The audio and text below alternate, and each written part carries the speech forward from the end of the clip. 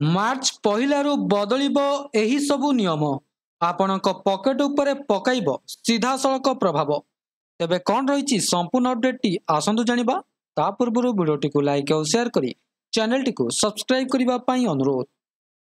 ଫେବୃଆରୀ ମାସ ଶେଷ ହେବାକୁ ଯାଉଛି ଏବଂ ମାର୍ଚ୍ଚ ମାସ ଆରମ୍ଭ ହେବାକୁ ଆଉ ମାତ୍ର ଗୋଟିଏ ଦିନ ବାକି ଅଛି।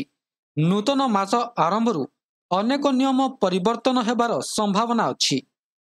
ସେହିପରି 1 ମାର୍ଚ୍ଚ 2025ରୁ ଅନେକ ବଡ଼ ନିୟମ ପରିବର୍ତ୍ତନ ହେବାକୁ ଯାଉଛି, ଯାହା ଆପଣଙ୍କ ପକେଟକୁ ପ୍ରଭାବିତ କରିପାରେ।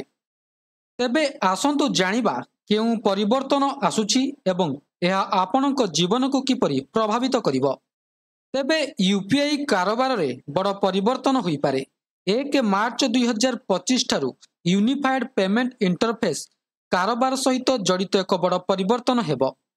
ଭାରତୀୟ ବୀମା ନିୟାମକ ଏବଂ ବିକାଶ ପ୍ରାଧିକରଣର ନୂତନ ନିୟମ ଅନୁଯାୟୀ ଉପଭୋକ୍ତାମାନଙ୍କ ପାଇଁ ୟୁପିଆଇ ମାଧ୍ୟମରେ ବୀମା ପ୍ରିମିୟମ୍ ପୈଠ କରିବା ସହଜ ହେବ।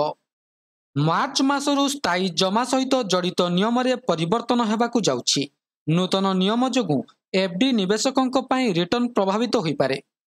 କେବଳ ଏତିକି ନୁହେଁ, ଟଙ୍କା ଉଠାଣ ପଦ୍ଧତି ଏବଂ ଟିକସ ସହିତ ଜଡ଼ିତ ପରିବର୍ତ୍ତନ ମଧ୍ୟ ହୋଇପାରେ। ଏଫ୍ଡି ସୁଧ ହାରରେ କ'ଣ ପରିବର୍ତ୍ତନ ହୋଇପାରେ? ମାର୍ଚ୍ଚ ମାସରେ ବ୍ୟାଙ୍କ ସ୍ଥାୟୀ ଜମା ଉପରେ ସୁଧ ହାର ପରିବର୍ତ୍ତନ କରିପାରନ୍ତି। ସଂଶୋଧନ ସମୟରେ ସୁଧ ହାର ହ୍ରାସ କିମ୍ବା ବୃଦ୍ଧି ହୋଇପାରେ। 5 ବର୍ଷ କିମ୍ବା ତାଠାରୁ କମ୍ ଅବଧିର ସ୍ଥାୟୀ ଜମା ଉପରେ ସୁଧ ହାର ପରିବର୍ତ୍ତନ ହୋଇପାରେ ବୋଲି ଆଶା କରାଯାଉଛି। ତେବେ ଏଲ୍‌ପିଜି ମୂଲ୍ୟ ଉପରେ କ'ଣ ରହିବ ପ୍ରଭାବ? ତେଲ କମ୍ପାନୀଗୁଡ଼ିକ ପ୍ରତି ମାସ ଆରମ୍ଭରେ ଏଲ୍‌ପିଜି ମୂଲ୍ୟ ସଂଶୋଧନ କରନ୍ତି। ତୈଳ କମ୍ପାନୀ ଦ୍ୱାରା ଏଲ୍‌ପିଜି ଦର ମଧ୍ୟ 1 ମାର୍ଚ୍ଚ 2025ରେ ସଂଶୋଧନ କରାଯାଇପାରେ। ଏପରି ପରିସ୍ଥିତିରେ ନୂତନ ମୂଲ୍ୟ ଜାରି କରାଯାଇପାରେ, ଯାହା ପରିବର୍ତ୍ତନ ସହିତ କିମ୍ବା କୌଣସି ପରିବର୍ତ୍ତନ ବିନା ହୋଇପାରେ। ତେବେ ଏଟିଏଫ୍ ଏବଂ ସିଏନ୍‌ଜି, ପିଏନ୍‌ଜି ଦର ଉପରେ କ'ଣ ରହିବ ପ୍ରଭାବ? ଆପଣଙ୍କୁ ଜଣାଇ ଦେଉଛୁ ଯେ ପ୍ରତି ମାସରେ 1 ତାରିଖରେ ତେଲ କମ୍ପାନୀଗୁଡ଼ିକ ବିମାନ ଇନ୍ଧନ ଅର୍ଥାତ୍ ଏୟାର ଟର୍ବାଇନ୍ ଫୁଏଲ୍ ଏବଂ ସିଏନ୍‌ଜି, ପିଏନ୍‌ଜିର ମୂଲ୍ୟ ମଧ୍ୟ ପରିବର୍ତ୍ତନ କରିପାରନ୍ତି ବୋଲି ସୂଚନା ମିଳିଛି। ତେବେ ଏହା ଥିଲା ସମ୍ପୂର୍ଣ୍ଣ ଅପଡେଟଟି।